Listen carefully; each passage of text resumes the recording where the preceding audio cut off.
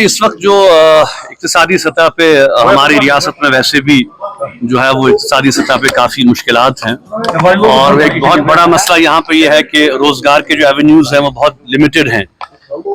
सरकारी नौकरी हुआ करती थी तो अब तो उसका नामो निशान भी नहीं है।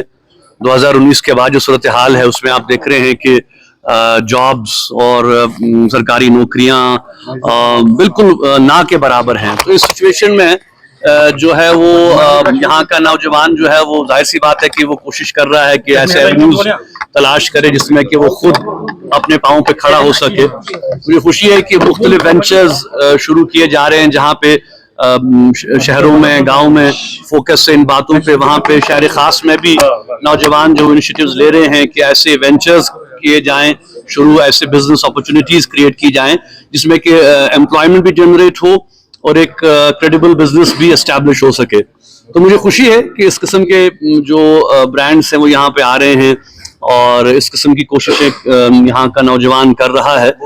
जाहिर सी बात है कि जो हमारा टूरिज्म सेक्टर है, जो हमारा हॉर्टिकल्चर सेक्टर है, उस पर ही अभी तक ज़्यादा फोकस रहा है। लेकिन अब अच्छी बात यह है कि डाइवर्सिफाई हो रहा है और हम देख रहे हैं कि और भी जो यहाँ पे मुख्तलिफ सेक्टर्स आहिस्ता आहिस्ता आ रहे हैं उसमें नौजवान इन्वेस्ट कर रहे हैं, बिजनेसेस बढ़ रही हैं। तो अच्छी बात है, हम मुबारकबाद करते हैं इनको कि खुद अपने पैरों पे जो है वो पहल हो रही है। उसमें सबसे अहम बात यह है कि जो भी बिजनेस यहाँ का नौजवान करे, जो भी इनिशिएटिव ले, सबसे इम्पोर्टेंट ये है कि दियानतदारी के साथ उस प्रोसेस को किया जाए। उसमें ऑनेस्टी हो, उसमें क्वालिटी मैनेजमेंट हो, उसमें जो है वो बिल्कुल एक क्रेडिबिलिटी हो। क्योंकि कश्मीर के लिहाज से जब भी हम इंटरनेशनली या नेशनली बात करेंगे, जब कश्मीर की बात आती है तो एक ब्रांड सामने आता है, एक क्वालिटी का नाम सामने आता है जो कि पिछले कई सालों से मैं कहूँगा कि उस पर बहुत सवालिया निशान भी खड़ा हुए हैं। बहुत से लोग जो हैं वो बहुत बड़े प्रॉफिट की लालच में ऐसे भी इनिशिएटिव्स ले रहे हैं जिसमें कि हम देख रहे हैं कि क्वालिटी को जो है मैनेज नहीं किया जा रहा है। तो जो भी हमारा जवान यहाँ करे, जो भी इनिशिएटिव्स ले, इंशाल्लाह हमारी दुआएं तो उनके साथ हैं, लेकिन उनको हमारी यही एडवाइस होगी कि दियानतदारी के साथ, ऑनेस्टी के साथ और क्वालिटी के साथ। देखिए, जो भी आप इनिशिएटिव करेंगे, जाहिर सी बात है कि एक बिजनेस एस्टैब्लिश करने में वक्त लगता है। आप रातों रात अगर ख्वाब देखेंगे कि हमें जो है वो प्रॉफिट भी करना है, हमें वो जो है वो अपने बिजनेस को बहुत ऊंचाइयों तक लेना है, तो वो मुमकिन नहीं है। ये एक ग्रेजुअल प्रोसेस है।